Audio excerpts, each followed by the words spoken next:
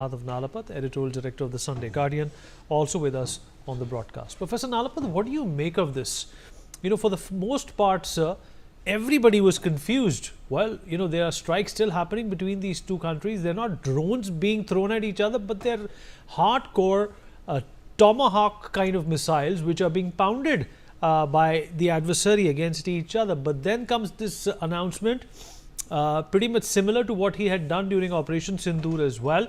The hostilities still continue, and now there seems to be some semblance, sir, that's setting in that there could be cessation of hostilities. What did you, assess of this entire, episode, sir, if I can call it that?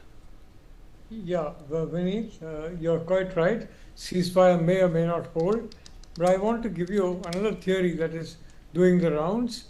It was begun by Iranian sources and is now being given a lot of momentum by covert Chinese algo warriors, especially to spread in the United States. And that is that Donald Trump was terrified after the Iranian attack on U.S. bases.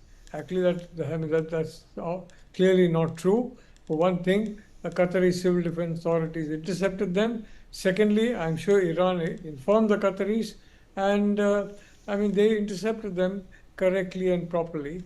But the reality is that the theories going the rounds and gaining traction in the US is that Trump got panicky. He got terrified.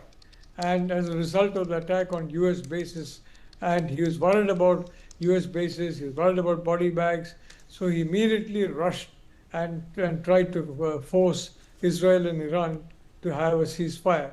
This very dangerous gossip is doing the rounds, very powerfully influenced by Chinese media influencers, mostly covert, and by Iranian sources.